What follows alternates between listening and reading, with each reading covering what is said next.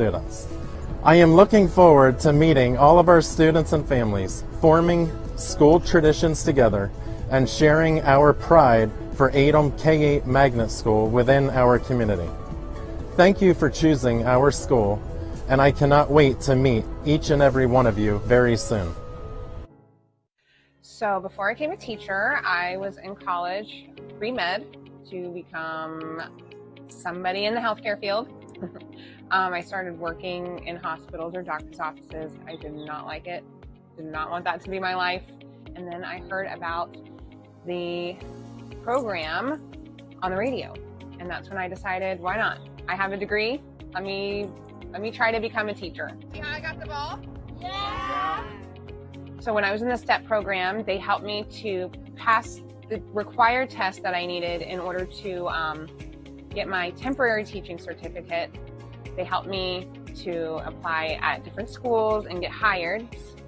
And it was really great because being in a cohort, we were able to learn together, try it out in our own classrooms, and then come back together and discuss what happened, problem solve, troubleshoot. We also got mentors who would come out and, pop into our classroom and see, what are we working on? How can they help?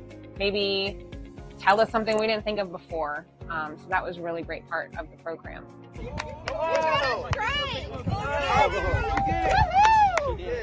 In the ESE population, there's so many different things you could do. You can work with elementary schoolers, you can work with high schoolers. Like me, I work with adults. You could work with one class the entire day, or you could just pop into different classrooms and work with one or two students. ESE students they're some of the most hardworking students. They're so caring, they're so compassionate. They are just so much fun.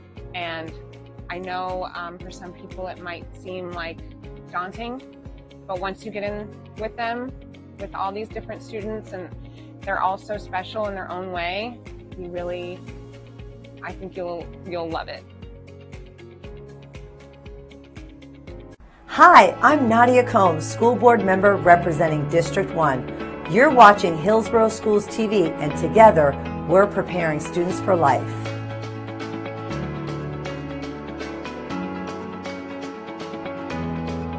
All right, well, thank you guys again for joining us today, and without further ado, welcome. So what we have going on here today is a reveal of our STEM lab. We started off with a grant to do robotics, which then spurred our imagination of what if, what's the possibilities? And then so from there, it just spurred our want to do the STEAM lab even more with regards to doing the art piece as well. Because we have a lot of students who like to do streaming and arts and other avenues like that, and so we just wanted to make it to where it's a space for everybody. It's actually so exciting. We've been working on this lab for over a year and a half, and to kind of see it all come from imagination to real life has been such a rewarding process. We're so excited to reveal it today. Everything from robotics in the middle of the room to the extreme on the side with the computers that are listed there. I've got students right now sitting there with either AR headsets to VR headsets that are being shown. And in the room I was playing around with a lot yesterday evening was our podcasting room. That's the one that I was I've always dreamed about, having that sitting inside of a classroom and let the student have their voice. Honestly, I was starstruck because it didn't even feel like we were in Armwood anymore. It felt like we were in a university almost, just because there's so many different technology and something for everybody to connect with and really personalize with this technology. Amazon is proud to be here to support Mr. Newfield, who was our Teacher of the Year for the Amazon Future Engineers back in 2023. At Amazon, we obviously understand the value of tech and science and how it can change the world. And so it's important for us to inspire future generations to get involved in computer science and engineering in those STEM programs. Hello, I'm Patty Rendon, Hillsborough County School Board member for District 4. You're watching Hillsborough Schools TV, and together we're preparing students for life.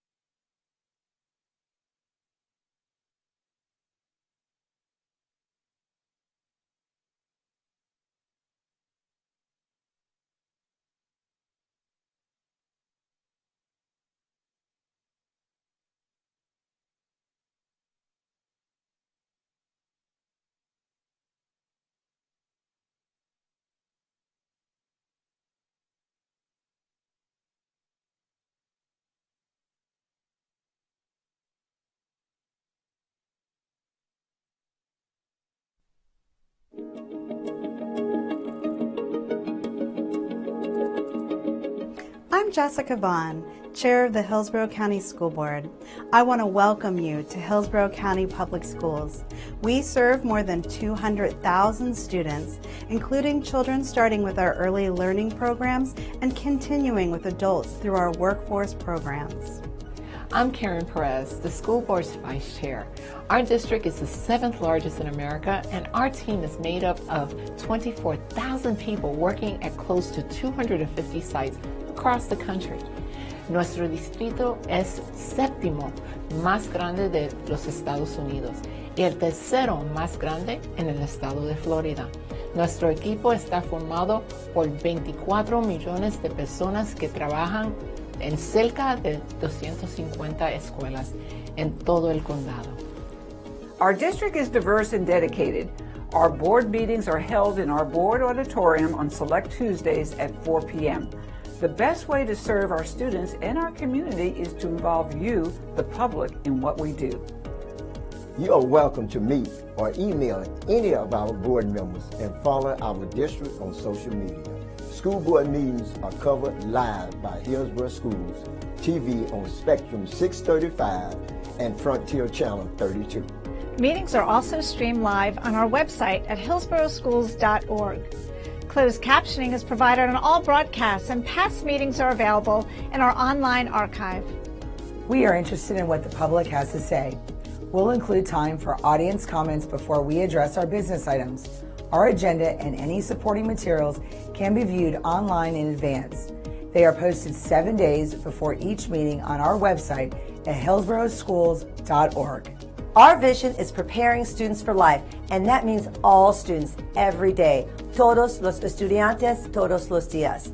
Thank you for your interest in education. With your help, we are making decisions that shape our community's future.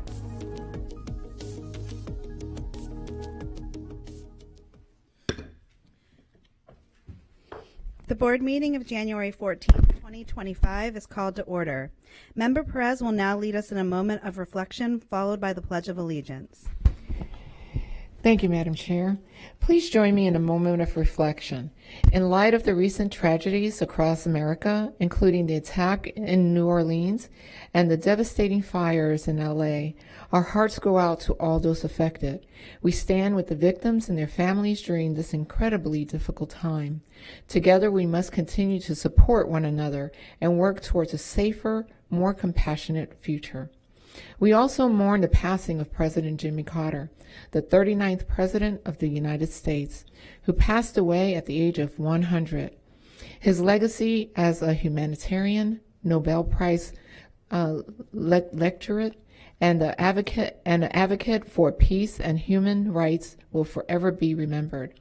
Our thoughts are with his family and all those who were touched by his remarkable life and service. Thank you. Now please stand for the Pledge of Allegiance. I pledge allegiance to the flag of the United States of America and to the republic for which it stands, one nation, under God, indivisible, with liberty and justice for all. Thank you so much for the moment of reflection. Member Perez, will you please acknowledge our student entertainment? I would like to thank the Ben Hill Jazz Band, along with instructor J.D. Dunn. Those wonderful students entertained us prior to the start of our board meeting. At this time, we would love to invite the students to introduce themselves.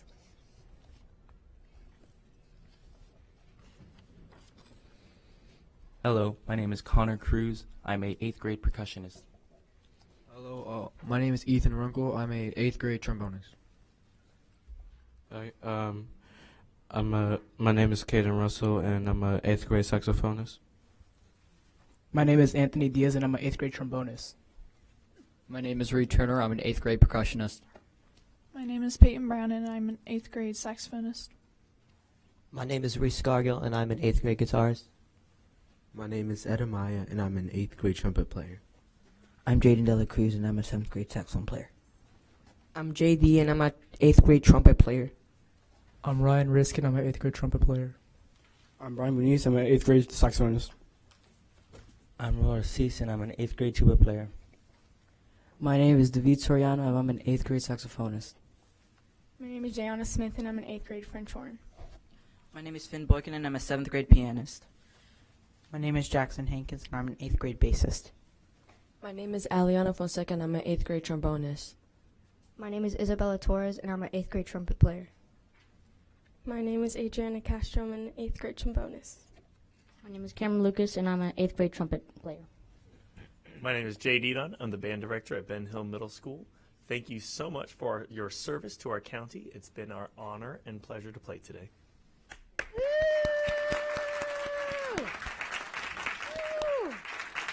Where they can see ya. Especially this one. They're amazing. Difficult instruments. Mm-hmm.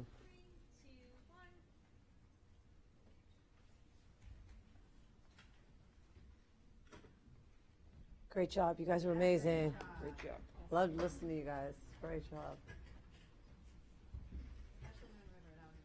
Yes, it reminds me of my earlier years. That was a good choice. Thank you again.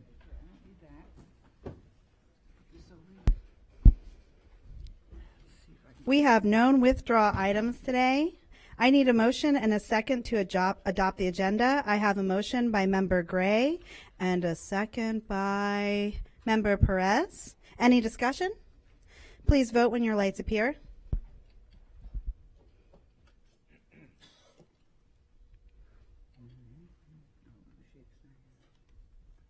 Let the record reflect, or please vote when you're, the motion passes unanimously with Member Washington being absent. Please let the record reflect that all board members are present with the exception of Member Washington. We also have one set of minutes to be approved today, December 17th, 2024 school board meeting. I need a motion and a second to approve the minutes. I have a motion by Member Combs and a second by Member Perez. Any discussion? Please vote when your lights appear.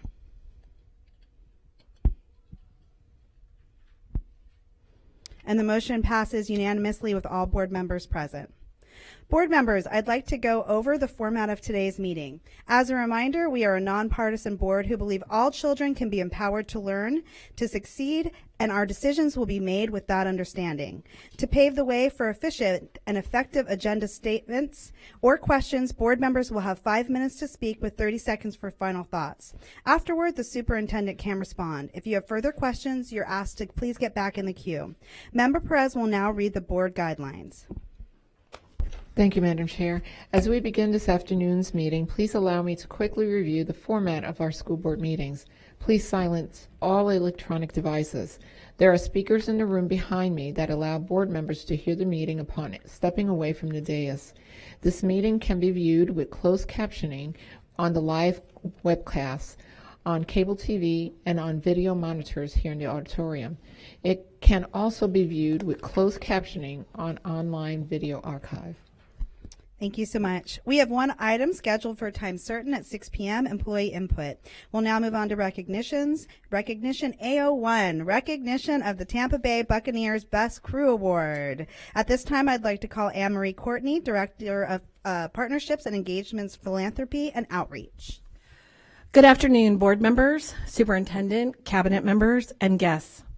The Buccaneers are one of our most supportive partners.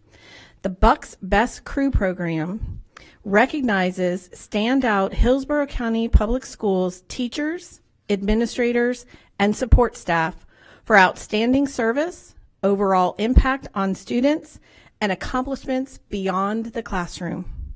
We are honored to have Brian Ford, Chief Operating Officer of the Tampa Bay Buccaneers, tonight here to announce this month's award recipients. Thank you. Well, good afternoon and thank you.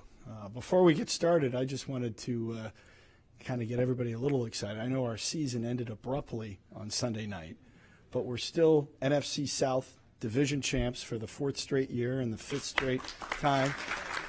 And I just have a little souvenir for all the board members. Oh, that's so nice. Oh my gosh. Aw. Well, you're spoiling this. Thank you. So nice. Thank you. Oh, thank you. Yeah, can we grab one for Shake? He's not here. Yeah, these are nice. Thank you so much. Look at Yes. wonder items here. For sure. We got football, we got a hat. Good on you. Oh, boy. I'm going to pass it out to the folks that helped us throughout the Aw.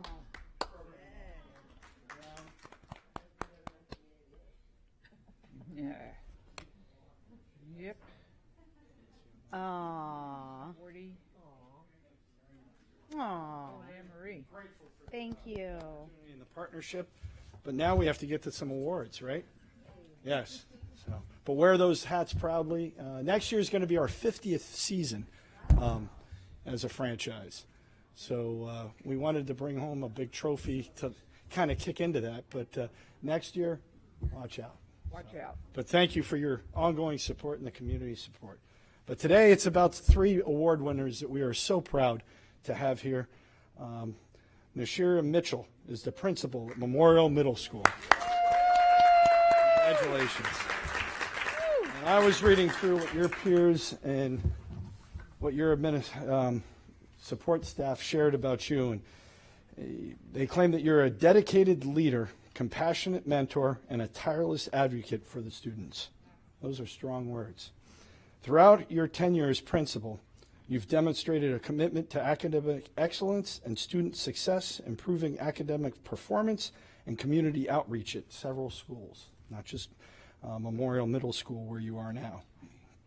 Beyond measurable outcomes, you play a leading role in strengthening partnerships with parents, local organizations, and other stakeholders to enhance the educational experience for students. Teachers describe you as a supportive and visionary leader who has the ability to inspire and empower those around you. And students often speak of your genuine care and encouragement that you receive. Your passion for education, coupled with your dedication to nurturing young minds, make you our Buccaneers Best Crew winner as an outstanding educator.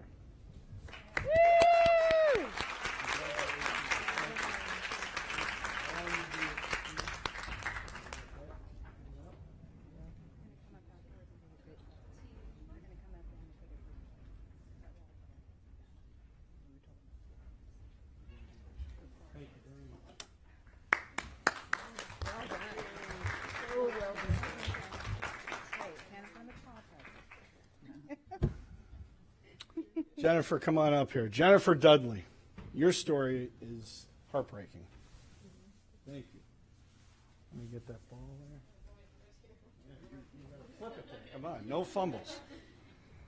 So when I read the story on you, as somebody that heads up our pediatric cancer outreach, and we do a cut for a cure, and last year was our 10th one, and I have a little boy or a little girl shave me, so in the June meeting, I won't have any hair for that. I don't want to scare anybody. I'm not a good-looking bald guy, but your story kind of aligns with my personal mission as well. So Jennifer works with the most medically fragile students in Hillsborough County.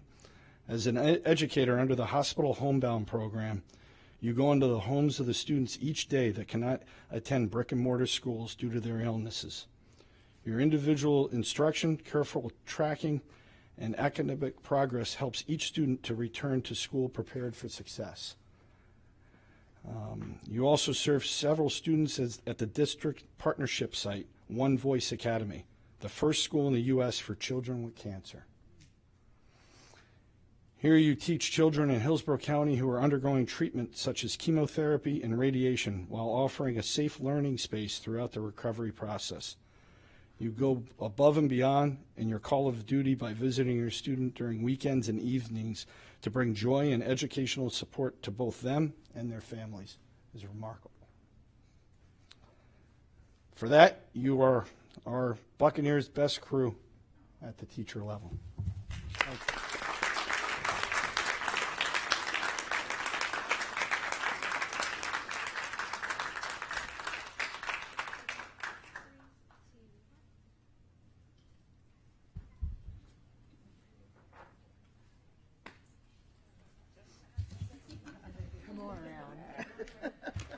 Well done. And next we have Angela Thompson. Come on up here, Angela. Unbelievable story here, too. Thank you. All are important. you might not know this, but my background is food and beverage as well. So that's how I started out. My kids still call me the food guy. So, but before my current role, I headed up all the food and beverage at the stadium. So I really, when hearing your story, really got a line. But you're the Student Nutrition Service Manager at Shields Middle School, and remarkable cafeteria manager who successfully runs 2 lunchrooms, not just 1, but 2, which is an amazing achievement in its own right. But given the large number of students at the school, but you also are one of the brightest stars to shine during the hurricane sheltering. All right. Shields Middle School was one of the first schools to open as a shelter during Hurricane Milton. And you came to the school at 6 a.m. on Monday, and you didn't leave the school until 3 p.m. on Friday. It's amazing.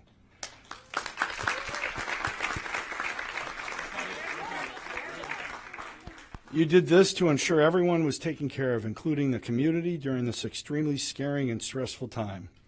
With no power, the staff at Shields had to feed 1,500 evacuees dinner in the middle of the storm, and making and prepping more than 1,000 dinner bags, and then delivering them to the second floor for all the evacuees. It's amazing. Though she's always says you're just doing your job, you go the extra mile each and every day, according to your peers and students and faculty at your middle school. The positive impact that you have on the students and community cannot be measured. So for that, you're our Buccaneers crew member. So thank you very much.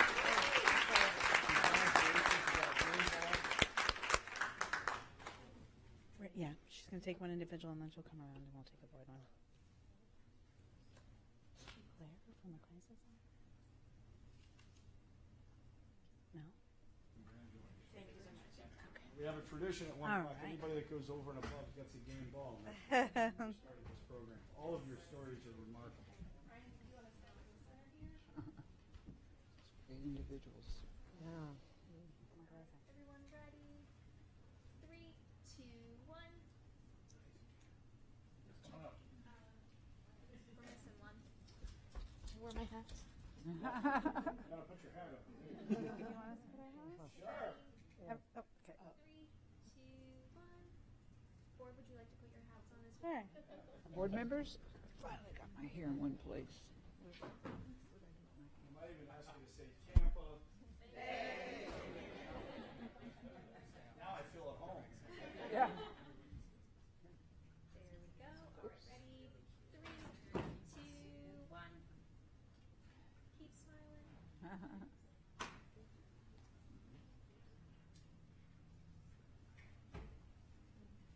Thank you, guys. Thank you. Thank you. Thank you. Thank you. Thank you.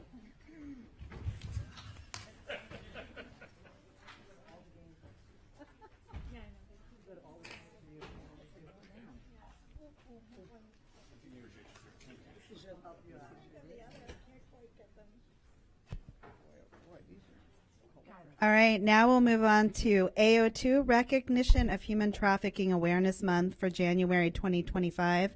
Member Gray will highlight this recognition.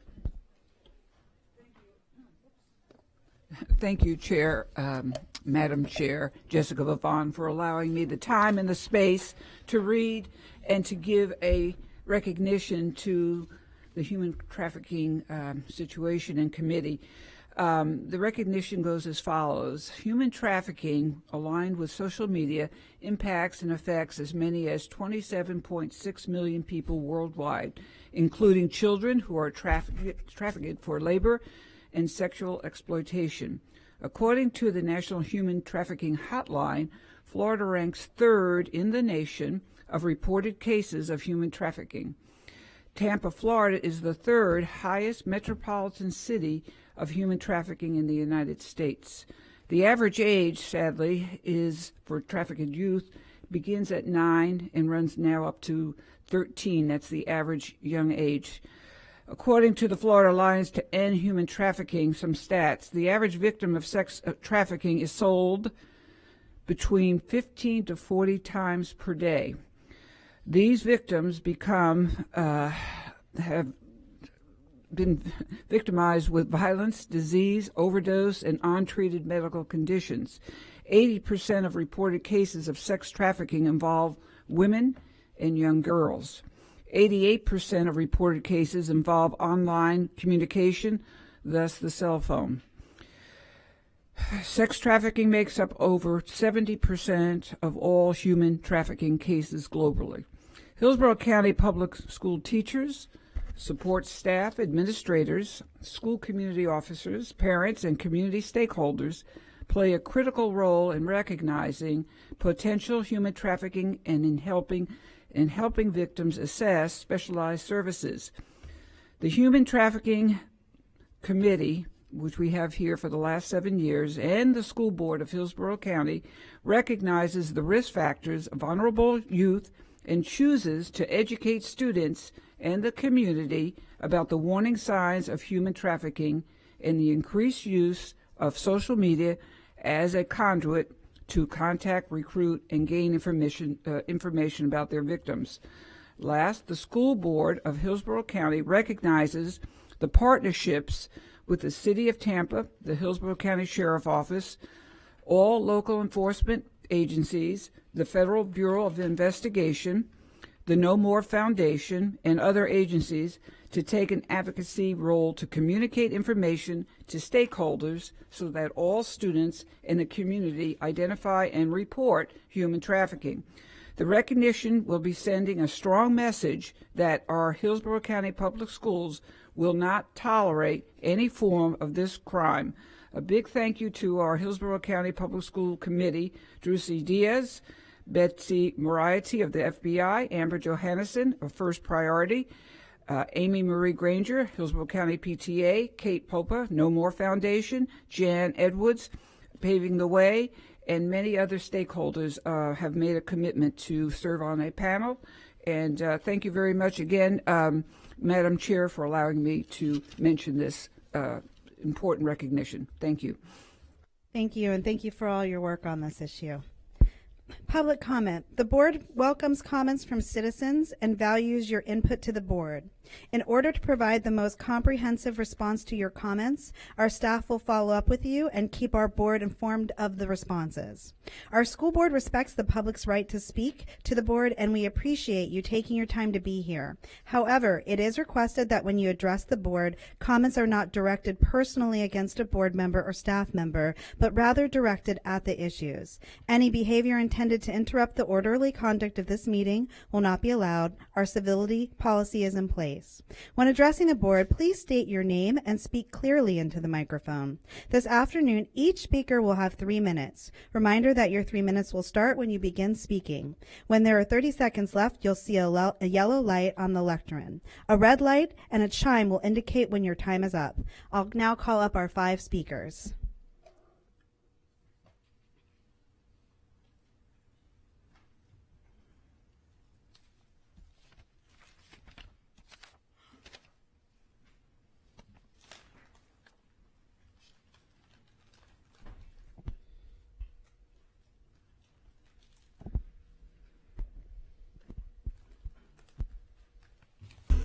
I gave you a copy of this court ruling. You can't make your civility deal here. Did you not read this? The court says you can't do it. Can you not read? Okay, thank you. Please address any other comments that you have. What? Please go on. I can make the comment. We understand you. This court ruling says that I can. Okay, thank you. Don't interrupt me. Please go on with anything that you have to say.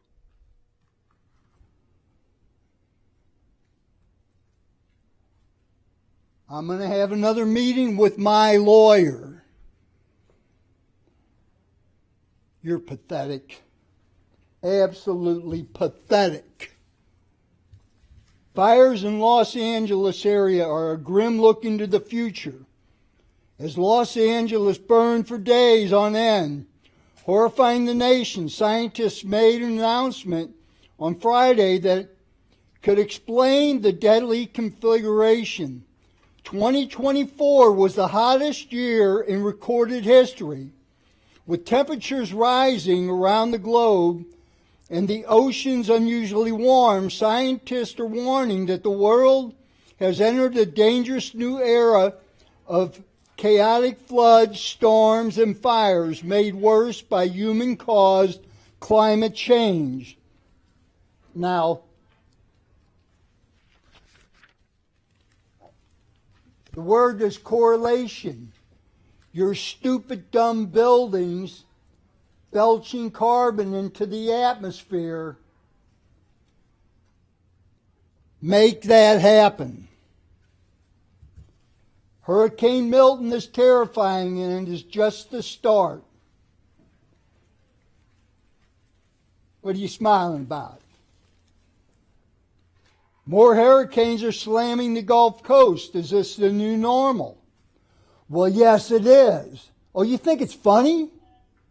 Please go on with your comments. You don't have to be. You don't talk to me. I'm speaking. You don't have to be abusive when you're speaking. I will speak here. Don't interrupt me. Please go on with your comments. Don't interrupt me. Okay, you're wasting your time, so please finish. No, you're wasting my time. You keep your mouth shut. Here is the circuit court ruling. You better get your act together. Thank you. Moron. So thoughtful. Next speaker, please.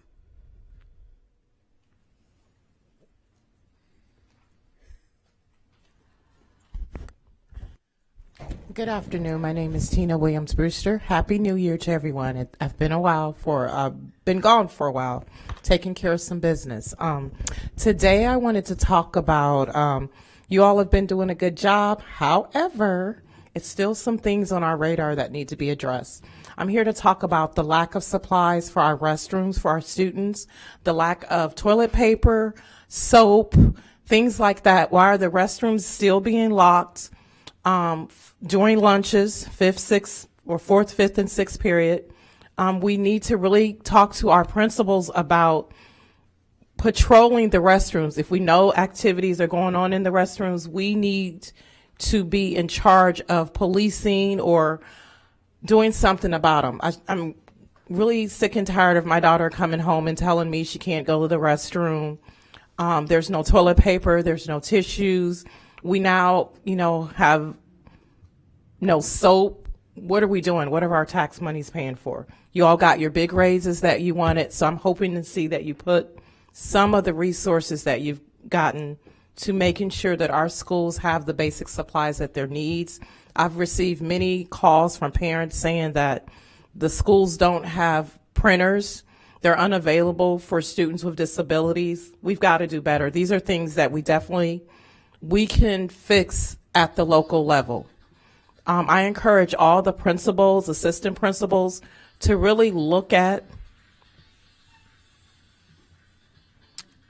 and pay attention to your supply list, find out what's going on. What are the janitors doing? I go to several different schools, and it doesn't matter at the beginning of the day, lunchtime, the end of the day, there's no toilet paper, there's no lotion, there's supplies, but I'm pretty sure when I visit the teacher's lounge, they have the supplies that they need. If students are a problem, that's where I think we need to utilize our parents. We all say we want our parents to be involved, but to what level?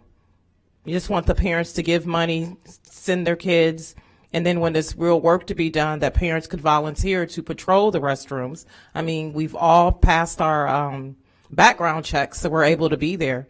Let's utilize these funds and let's get our bathrooms and everything together. Thank you. Thank you. Next speaker, please.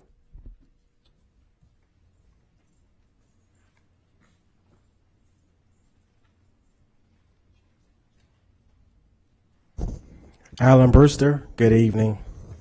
I first want to start saying that when we moved here in 2015, we had one child at Chamberlain, 2 at Adams. and we had started experiencing issues at both schools, and we brought these issues up. We kept bringing them up, and it was like it went in one ear and out the other. And the reason why I brought that up is because after our kids were placed in another school because of the issues, it took this school district 4 years to change the leadership at Adams. When my autistic child went to Young Middle School, we brought up various issues. Once again, it took this school district 3+ years to change the leadership. And here we are again at Gaither High School, and we keep bringing up issues about the leadership. How long is it going to take with this school to change the leadership, the culture?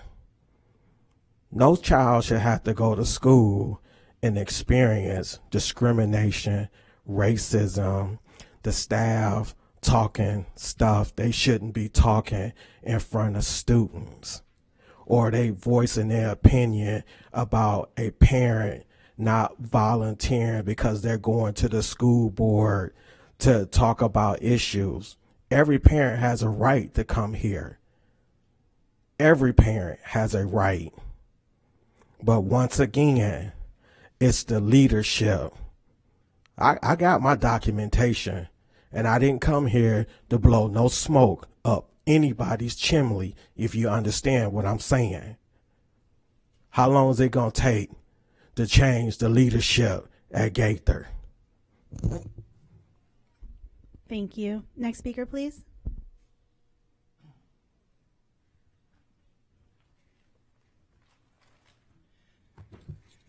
Hey there. Thank you for allowing me the opportunity to speak in front of you all. This is what America's all about. Great to be a citizen of this wonderful country. So I'm going to read here. So first of all, good morning, ladies and gentlemen. My name is Mead Lewis. I'm on a few nonprofit boards, boards for corporations, as well as even on it for the city of Temple Terrace.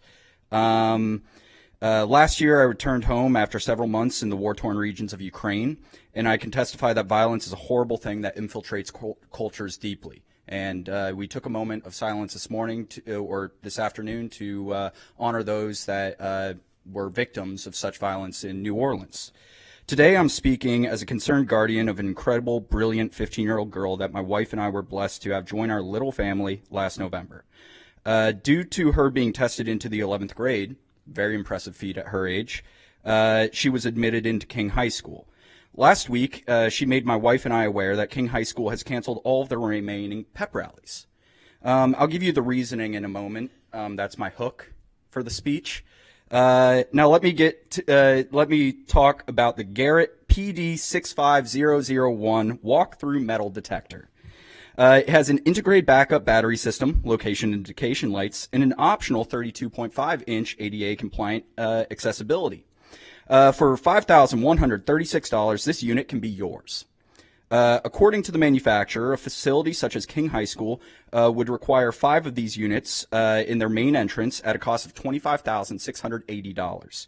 King High School has approximately 1,300 students, and it is apparent that this board who handles budgets and King High School estimates Elsa's life, my daughter's life, and every student's life to be valued at less than $19.75. That's to implement this basic security measure. Now, why did King High School ban their pep rallies? Too many guns, knives, and fights were happening.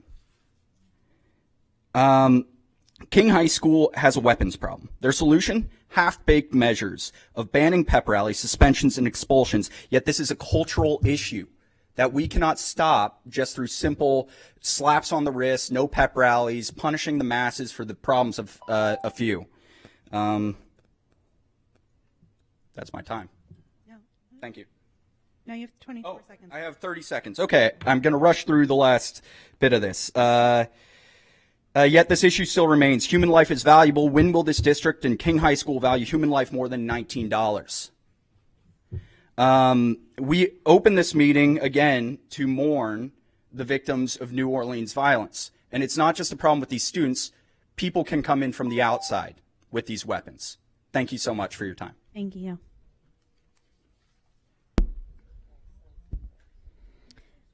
I need a motion and a second to approve the consent agenda. I have a motion by Member Perez and a second by Member Gray. Please vote when your lights appear.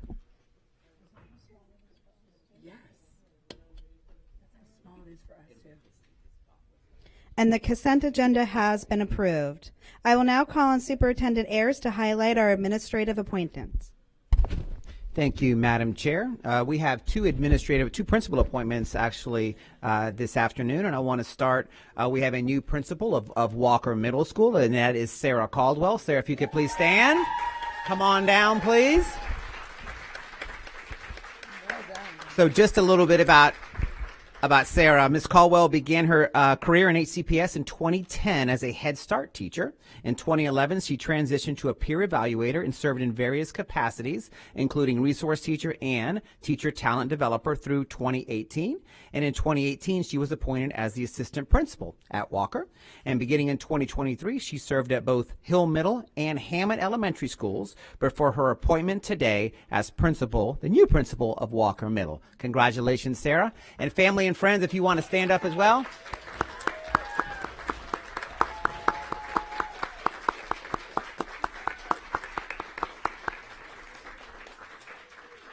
Sarah, congratulations to you. And we have one other principal appointment, and that is Michelle Perez. Michelle is not here this evening, but Michelle Perez is our new principal at Morgan Woods Elementary.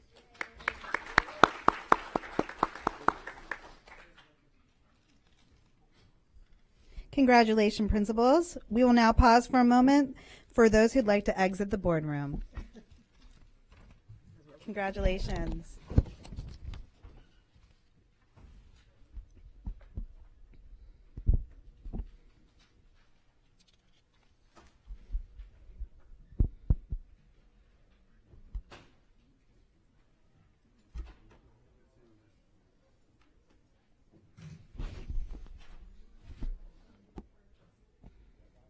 The following items will now be heard: C-204, C-502, C-704. We'll look at 204, contract renewal for New Spring Schools. Superintendent Ayers will highlight this item. Thank you, Madam Chair. And this is the contract renewal for New Spring School. New Spring School has met the statutory requirements for contract renewal and has requested a 10-year renewal term. A little bit about New Springs. This school opened up in 2010. The school focuses on STEM and serves 426 students in grades K through 8. The present contract expires June 30th of 2025, and the school earned a grade of C the 23-24 school year. Madam Chair, that is the highlight of 204. Thank you. Member Gray pulled this item. Do you have any questions or comments? Thank you, Madam Chair. My question is, and first, it's a very close B. Well, they're 1 point away from a B. Is that correct, Dr. DeLange? That is correct. Okay, so and 99% of them are on free and reduced lunch. Is that correct? 100%, I believe. 100%. Okay, so my only question is, as we should in every school, we want them to be in A or B, but what are they doing differently? The STEM is great. What's happening differently to bring their grade up from a C to a B? Great question. Can I pause for a moment? I'm sorry. I actually need a motion and a second for this. My fault. Oh, I'm sorry. So, may I have a motion and a second for this item? I have a motion by Dr. Hahn and a second by Member Combs. Sorry about that. You can continue, Member Gray. Sorry to interrupt you. That's okay. I think Dr. DeLange is looking for information. All right, absolutely. So if you look at the data, there are some suspensions that they want to reduce, out-of-school suspensions, particularly minorities. So they are focusing on that this year, and they have implemented the PBIS program. They have identified all the students at risk for OSS and prioritized and strategically assigned to staff members. So they've created a mentorship program that is functioning very, very well right now. So they have all of the staff included in this effort.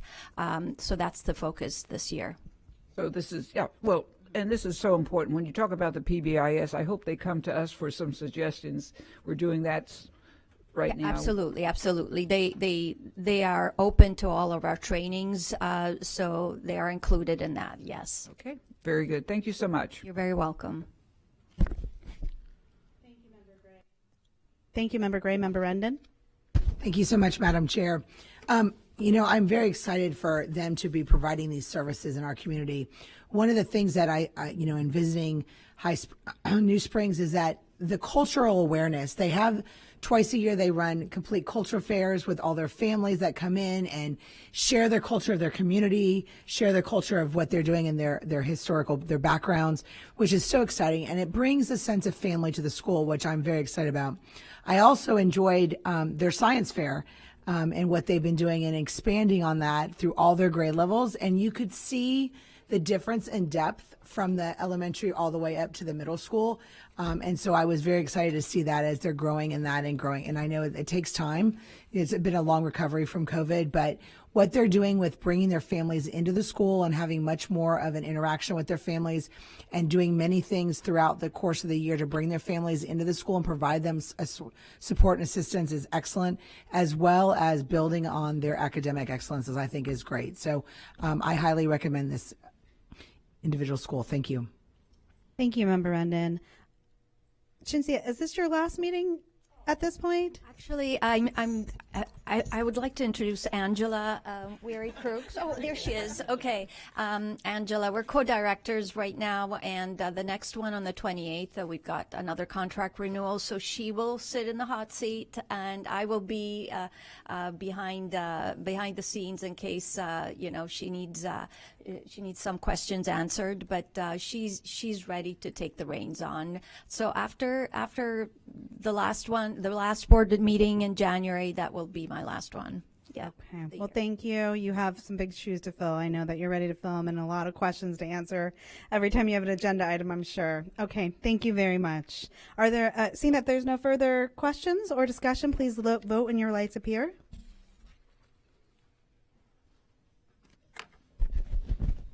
When your lights appear. Here we go.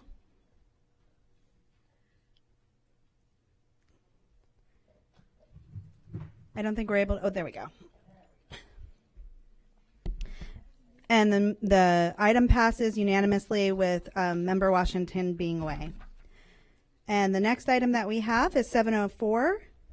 Oh, no, sorry, 502, supplemental curriculum purchase. Superintendent Ayers will highlight this item. Thank you, Madam Chair. So IXL is a personalized digital learning platform that covers K-12 curriculum in math, English language arts, science, and social studies. It combines curriculum, a continuous diagnostic, individual guidance, and real-time analytics to help teachers differentiate instruction for each of their students. And it's particularly utilized during Saturday school, lunch and learn sessions, tutorials, and an ELP. And you'll notice this item is a little bit different. These are individual purchases from schools, and that amount, exceeds the total and requires board approval. So as you look at this agenda item, these are individual purchases schools are making to help supplement at each school. So, Madam Chair, that is 502. Thank you. I need a motion and a second to approve C502. I have a motion by Member Gray and a second by Member Rendon. Member Gray and I both pulled this item. Member Gray, do you have any questions or comments? Thank you, Madam Chair. So, and as you pointed out, Superintendent Van Ayers, we have largely used the Title I funds for most of them, and a PTA was generous as well. One of the schools, I don't have a familiarity with this particular program, but I do have a question. When we talk about wanting to have data to secure the knowledge that this program is improving their skill set, do we have access? And perhaps it's Ms. Brown, would you perhaps enlighten us? Do you have access to data that shows? And here we go, Ms. Fawcett. Sorry. Thank you. So thank you. This item was part of the textbook adoption in 2022, and so it is part of a 5-year plan. It works to support our students. It's primarily a skill program. We buy it as a district for all of our level 1 students, and then schools have that defined autonomy at their level with other budgets that are available to buy any supplemental materials they think their students might need. And so we are ongoing with that data to make sure that the programs that we're purchasing is working, but we'll have the evaluation of the data primarily at the end of the adoption, which is in 2 more years. Yeah, and I'm just kind of being picky here. I want to just share, in the spirit of uniformity, when we talk about PBIS, Dr. Grays and Ms. Brown, when we talk about the code of conduct being uniform, I often wonder, and we had individual teachers that wanted wonders, and Shay McRae, you remember that, and da-da-da. If we're to get a uniformity in our language, so to speak, in the acronyms, will this be helpful, or, I mean, where are we going with this? We have the science of reading, the literacy, which seems to be a huge success, but where are we going with this? So this is meant to be an intervention program. So when students are on the program, there's identified skill gaps. And so it's really looking to kind of plug those holes as to support that instruction and support that learning as they reach that level 3 proficiency level for us. Yeah, and I just want to congratulate and say to our teachers, good idea to help support their learning skills. And I think there was, 3,500 different skills here? 3,500 different skills. So that's formidable. Thank you very much for those remarks. Thank you. Thank you, Member Gray. So I've had the, honor of talking to some of my principals about this program, and I was really impressed with how much impact they specifically think that this has, and how important this program is for them. So I was glad to see that, especially for our schools that don't have access to Title I, that fall in the margins of maybe not being able to have a PTA who can purchase this, and who don't have Title Is, we've allowed them to use their ELP funding for that. And I just want to make sure that we give them that flexibility to still be able to use that, because when we talk about things that have impact on students, I haven't had so much feedback from principals specifically in regards to math about how much this program has really helped. So I'm glad that we were able to get this for them next year, and I mean for this year, and I would just want to make sure that we're supporting them with as many opportunities to use their funds to make sure that they can get the programs that they feel like are having a direct impact for their students, and make sure that they have access to it to next year. Because I know for some of these schools, it was kind of whether or not they were going to be able to complete it this year, but I know it's really important for them to have it going forward. And yeah, if we have data, that's great. We all love data, so we'd love to be able to see that. But again, I haven't had so many principals really talk to about a specific math program in a really long time. So I'm glad we were able to be creative and make sure that all our schools, regardless of what additional supports they have financially, were able to have access for this. So thank you for that. Seeing that there's no further comments or discussion, please vote when your lights appear.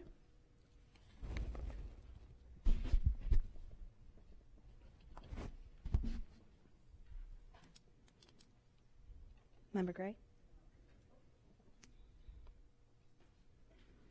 And the motion passes unanimously.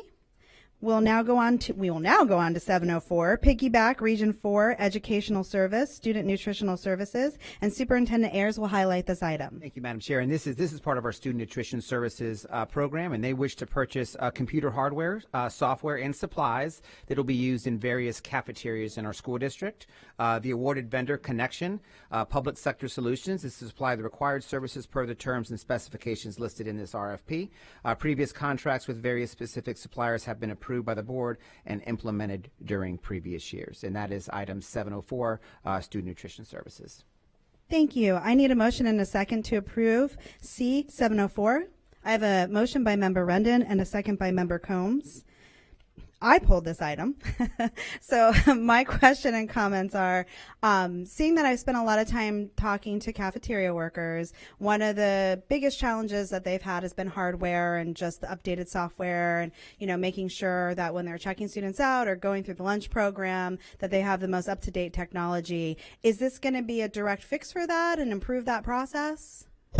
It's two things. So yes, it will help some of the schools, but part of it was when you have two new software systems, both the ERP we had and the student information system, that affected our student lunches as well. So that was the biggest problem with what they had.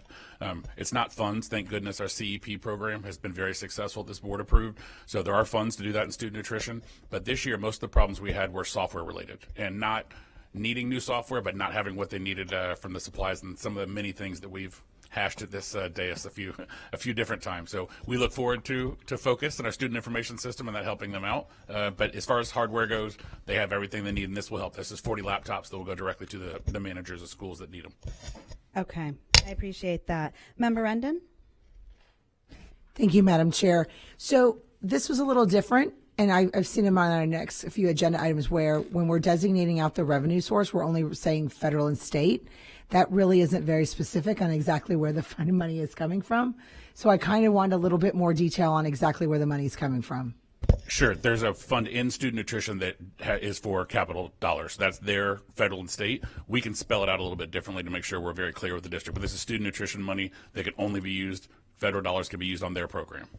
That would be great. So if we could just include that instead of just saying federal and state dollars, we'll have a little bit more of a line item of exactly where the money's coming We will, from. because that number below is going to dictate to everyone else what it is. We'll be more clear to the public and show what that number is behind it. That string to make sure we tell them where it's coming from. Yes, ma'am. Thank you. All right, thank you, Member Rendon. Seeing that there's no comments or questions, please vote when your lights appear.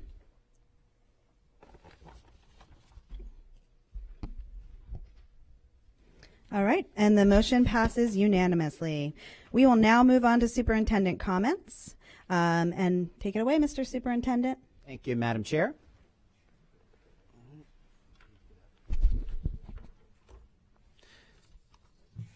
So our superintendent updates for this evening, as we, come back from the break, just to kind of timelines here, this will be our first time, but we close out first semester. Reminder, the last day of our first semester is Thursday, so we still, with the days off we've missed from the hurricane and those 11 days that we missed, we close out first semester on Thursday, and the first day of our second semester is actually this Friday, the 17th. Let's see if we get the PowerPoint up. If not, I'll keep going. So I do want to mention that January is National Mentoring Month. The month of January is this National Mentoring Month. We'd like to acknowledge and celebrate the countless supportive and meaningful mentors, mentor organizations, and partners that positively impact our students every day. There we go. So I think earlier this week we had some really great news regarding our district's graduation rate. So I just wanted to take a moment and kind of highlight some of that, because it goes to all of the hard work that everyone in this organization does. In the end, we have many metrics I've mentioned many times. We have many metrics along the way that we look at with third grade proficiency, fifth grade, eighth grade, many metrics along the way that we look at to see where we lie. But our ultimate end goal is graduating students prepared for life, right? So we had very pleased to announce that we had an 88% graduation rate, which is a 1.8% increase, bringing us to that 88% number. And to put that in perspective, except for the 2 years when graduation benchmark assessment requirements were waived, and those were due to COVID, where there was no benchmark assessment requirements, this is the highest graduation rate our district has ever achieved. This milestone is a testament to the dedication and collaborative efforts of our educators, students, families, and staff, as well as the steadfast support and leadership of our school board. In a year when the graduation benchmarks, and this is what's important to remember as well for the public, when those graduation benchmarks were more rigorous than we have seen in the history of the state of Florida, our students and educators responded. This past year, the state increased the testing benchmarks, making it more difficult to meet the graduation requirements. The SAT required concordance score increased from 430 to 480 after years of postponing the change due to COVID. And on a particular note, we're proud to highlight significant gains among student key groups as well. But I just wanted to, as we looked and we get to this 88%, just the things that along the way, that this is about everybody. And I just wanted to acknowledge, as a board, some of the things that have come to before this board that were approved that allowed us to reach this next mark. But some of those items include Chalk Talk, which provides teachers with curriculum for direct instruction on SAT and SAT preparation. FEV, providing that high-dose tutoring to our most at-risk 10th grade reading students. I know as I go through some of these, you will remember these are items that this board approved. Edgenuity, which allows our students behind in credits the opportunity to retake courses and get back on track for graduation. PENDA, which is our interactive activities to complement biology and environmental science classroom instruction. The purchasing of SAT, ACT, and recently we had our CLT that this board approved to provide students with the opportunity to meet state benchmarks and post-secondary goals. Our Abbott annual agreement, our annual summer learning programs, which boost students who need additional time for support in academic courses as they progress in meeting graduation benchmarks, and the expansion of coursework through college and career opportunities and partnerships with organizations such as 3-2E Junior Achievement, which of course provides innovative and exciting opportunities for students. These improvements reflect our shared commitment to equity and excellence, ensuring all students have the opportunity to achieve their full potential. But that's just, as we look at that 88%, I know a lot of our board members and a lot of you were here in our community in 2015 when we set that goal of a 90 by 20. As we look, that is our next goal to reach that overall district graduation rate of a 90%. We're headed on the right track, and I look forward to the years to come to ultimately achieving that goal for our school district. But it was a proud day across the district when those results came out, because it goes to show all the hard work. A lot of times you work hard, and it's nice to see the results that are achieved from all the hard work that's happening every single day from every employee in this school district to reach that number. So kudos to all of our employees, this board, everyone in this organization for that 1.8% increase and get it to 88, and hopefully in the next years to come we reach that goal of 90%.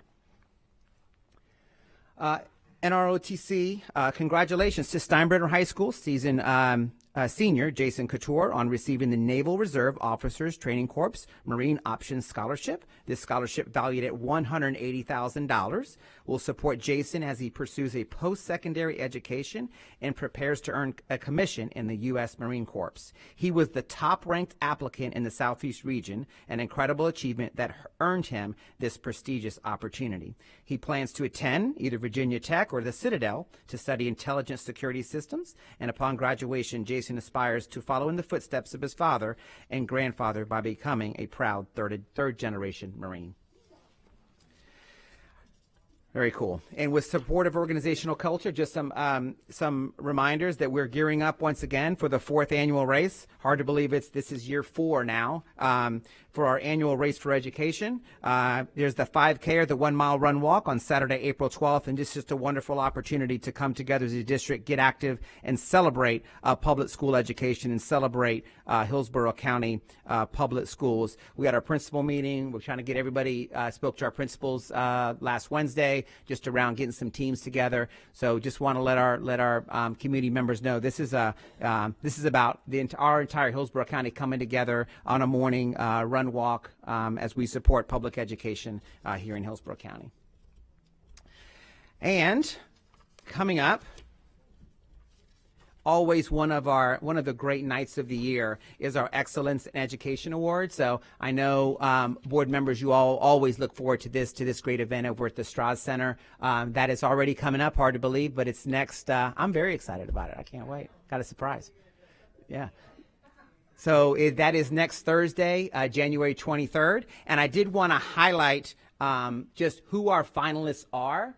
So if I could just take a minute to do so. So as we lead up to the 23rd, here are our Teacher of the Year finalists. We'll start with them and celebrate them one more time here before that night. But we've got Henry Bryson as an ACE history teacher at Lato. We have Roxanne Correll, kindergarten teacher at Hunters Green Elementary. We have Adam Walensky, 5th grade math and science teacher at Pride. Brandy Palmer, resource teacher at Science Resource at Springhead, and Monty Bona Pergola, the English teacher over at Newsom. So those are our 5 finalists for Teacher of the Year, and we'll announce our big winner on the 23rd. And we have our Ida S. Baker Diversity Educator of the Year finalists one more time. Those 4, Sherry Ann Johnson, school nurse at Gibsonton, and Tanya McCrae, success coach at Freedom. Edna Martinez Navarro, Spanish teacher at Gaither High, and Alexander Cintron Marrero, a physical education teacher at Smith Middle. So those are our finalists for our Ida S. And then finally, our instructional support. Bonnie Walters, secretary at Tampa Palms Elementary. Norma Burgess Garcia, bilingual aide at Mort Elementary. Holly Mulholland, ESE unique aide at Claywell. And Susan Blackman, ESE aide at Oak Park Elementary. So those are our finalists. So we have our 13 finalists, 5 for Teacher of the Year, 4 for Ida S, and 4 for instructional support. So it'll be a great night on the 23rd as we will hear who the winner is in each of our categories. So January 23rd at the Strauss will be our EIE Awards. Also got this just happened last night. We got this acknowledgement. It's the first time this happened, I think, since 2018 when Tiffany Oliver from Robinson, our board members who were here, remember. But I want to take a moment and congratulate Yoon Romano, a 9th grade IB biology teacher at Strawberry Crest High School, for being awarded the Presidential Award for Excellence in Mathematics and Science Teaching for the state of Florida. Established in 1983, this award for excellence is the highest award K-12 math and science teachers can receive from the U.S. government. These nominees complete a rigorous application process to demonstrate deep content knowledge and an ability to adapt to a broad range of learners and teaching environments. These awards honor the vital role that America's teachers and mentors play in shaping the next generation of technical leaders. Important to note, Yoon is one of 336 teachers and mentors to be a recipient of the Presidential Award for Excellence. I want to congratulate Yoon. We are so incredibly proud and excited for you to receive this incredible honor. So congratulations to Yoon. And we'll, at our next recognition meeting, of course, we'll have Yoon here and be able to congratulate her in person. But we just got notified of this just yesterday evening. And finally, I did want to announce that I'd like to introduce that we do have our new Chief Financial Officer, and his name is Jamie Lewis. Jamie's an accomplished Vice President of Finance and Operations at Florida College with extensive experience in driving the alignment of financial strategies and operational leadership within our higher education sector. He is committed to comprehensive risk management and compliance, excelling as the project manager for capital projects and cross-departmental administration. He brings a strong combination of strategic planning, financial analysis, executive management, and project management skills to deliver impactful leadership in finance. Holds a Bachelor of Arts in Accounting from St. Leo, and also a Master of an MBA also from St. Leo. So I just wanted to, have that announcement and welcome Jamie as he will officially start with the school district on Tuesday, January 21st, as our new Chief Financial Officer. So congratulations to Jamie. And Madam Chair, that is my comments. Thank you. Thank you, and Superintendent. We'll now move on to board member comments. Board members, just a reminder, you'll have 5 minutes each to speak with 30 seconds for final thoughts. And we'll start with Member Gray. Okay, here we go. So, indeed, my heart and prayers, all of us, go to the victims of the New Orleans folks that were just horrible situation, were in that incident, and of course the California fires, many victims. And also, as we move forward, I mentioned about the human trafficking recognition earlier. We're having our next meeting, parent awareness meeting on January 22nd at ADEM, K through 8. It's from 6 to 7, and parents are encouraged to come a little bit earlier. We'll have the FBI, the Hillsborough County Sheriff Office, No More Foundation, Paving the Way, First Priority. We'll have other agencies represented there, and good place to ask questions and strategies to prevent. the access and the grooming that is happening with the cell phones in the children's hands and the young adults also, and I'll say that to the high school kids. The I want to go ahead and magnify, Van Ayers, what you were saying about the 88th percentile.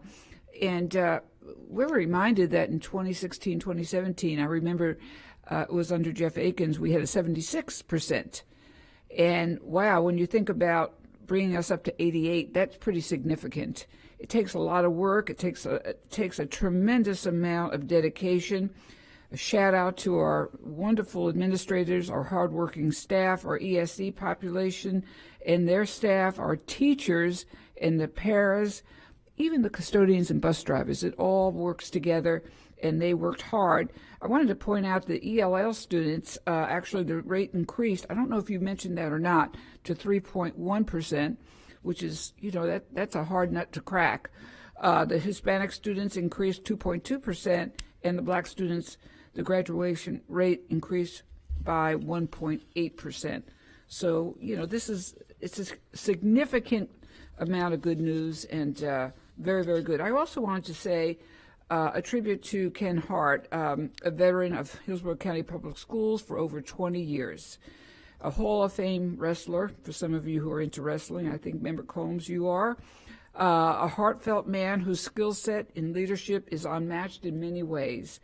And below are some of the thoughts that Mr. Hart shared on an email, and I wanted to share it with our leaders, the audience out there, and future leaders in education. Here are his thoughts. He says, I leave you with these thoughts to ponder. Be bold in your decision making, but make a decision. Always keep the kids first. Advocate for those who do not have a voice. Honor the profession. Treat everybody and everyone with the respect and dignity they have earned. Even if they haven't earned it, be honest and direct, since no one can read another's mind. Make integrity the linchpin of your efforts. And finally, please make a conscious effort to take care of your physical and mental health, because if you don't, no one else will. Well, Mr. Ken Hart, we will all miss you, and certainly your skill set. So thank you for your service. And a real quick, wonderful gala that we had last night at Beavis. They celebrated their 25th anniversary. Pablo, I don't guess you got any of that in there. All right. Well, at any rate, just know that we had former principals there, 4 of them. Dr. Carberell from 2204, and Miss Simonson, she was a principal from 2004 to 2013. Ms. Cochran, who still works with us now, 2013 to 2018, and of course now Miss Becky Reeve from 2018 to the present. But all this is to say, what a history, a remarkable memorial for Colleen Lunsford Beavis. The school is tremendously successful. It's rated the top school in the nation for elementary, and on it goes. So, and just as a note, my granddaughter Brooklyn was in the chorus, and it was just wonderful to hear, but we won't be able to hear it because I couldn't get it to Pablo. But anyway, whoops, my time's almost up. And other than that, board members, congratulations on making the master board. I think this is my 2nd or 3rd master board, and I think it's a great way for us to come together versus working against each other, especially as it revolves around politics and this political spectrum. I hope we can leave that at home and bring our focus to the well-being of our children and our kids. Thank you very much. Thank you, Member Gray. Member Combs? Thank you, Madam Chair. Member Vaughn. I just want to say thank you for talking about Ken Hart. I printed out his email when I received it as well, and I kept it at home because I thought it was just so powerful. And I think that's probably wasn't on my cue, but that's probably one of the biggest things is being on the school board is all the amazing educators, all the amazing people, bus drivers, paraprofessionals.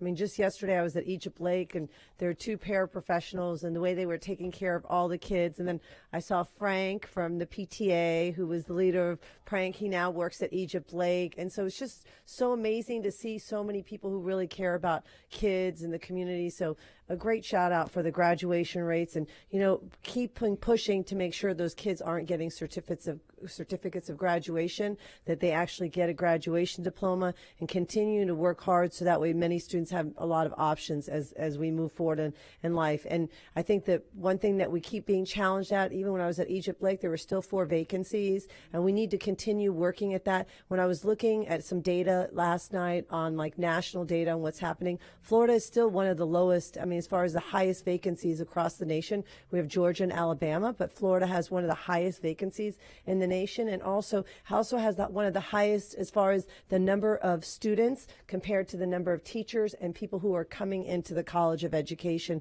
and going into education. So we are still at a very, very hard time. I keep hearing about us being like a national, symbol for the nation in Florida, but we also have to remember along with that is high vacancies, and that's going to impact us, and of course the low payment of teachers, and that's one of the reasons. And it wasn't just that the teachers are leaving; it's also just the climate, also what we're requiring them, what we're asking for them to do, and then obviously the salaries. So we need to keep going and keep working towards that. I think that's really important to keep the eye on the ball and look at what we need to do.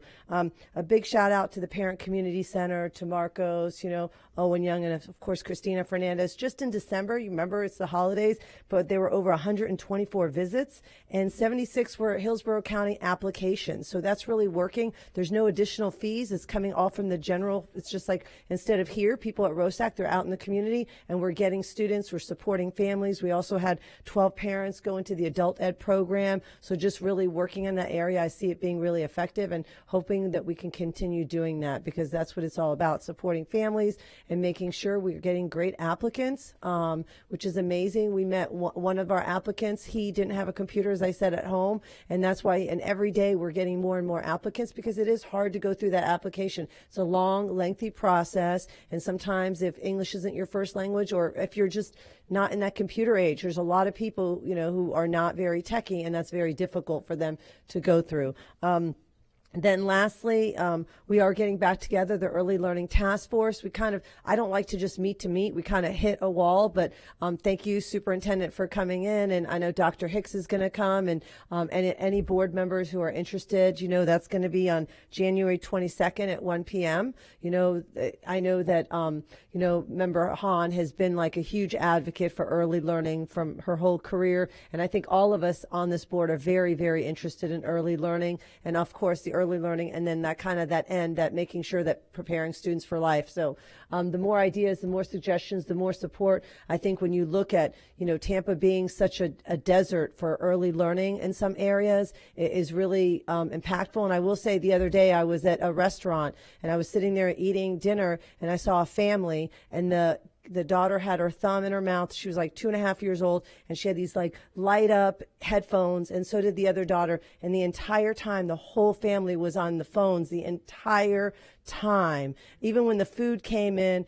And I was like, wow, this is so, so scary. And then the next day I was walking into Publix, and I saw a mother and a son walking in with their phones down like this all the way through. So there's so much that we're combating right now, and we need to kind of keep our eye on that and continue talking about the importance of early learning and making sure kids have numeracy as well as literacy, because in the end, that's going to really help our schools as we strengthen. So thank you, everyone, and Happy New Year.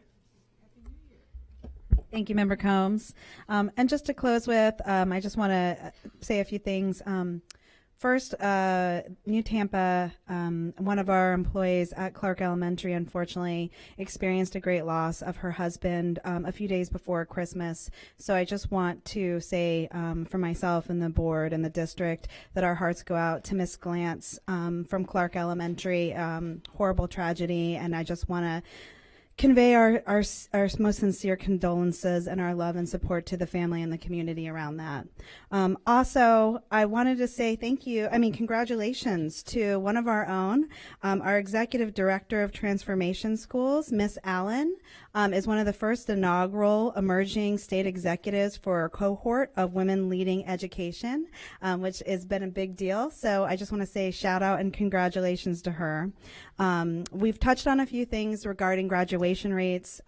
Obviously, thank you to the superintendent and to our district and to Mr. Brady and Mr. Nelson, but mostly, thank you to all of our employees, our teachers who are in there every day pushing, to our amazing administrators, to everybody in the school who supports the learning environment and our students, and all of our support staff. Thank you so much, for coming together and proving Hillsborough strong on our graduation rates. Also, I just want to say, we've kind of touched on a few times New Orleans and the fires, and it just feels like we're jumping as a nation from one tragedy to the next.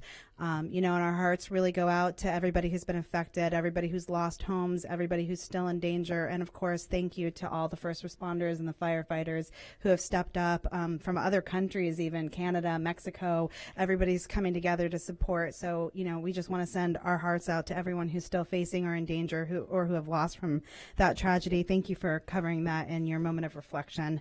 And, other than that, it's been it seemed like it was a short break because some of us were sick. But I hope that everyone who was on break is healthy and coming back renewed, ready to hit the second half of the year. It seems like it's only going to be a few weeks before it's spring break, and then graduations will be upon us. We're kind of at the point where things go really fast. So thank you for everybody. Welcome back. I hope we have a great second half.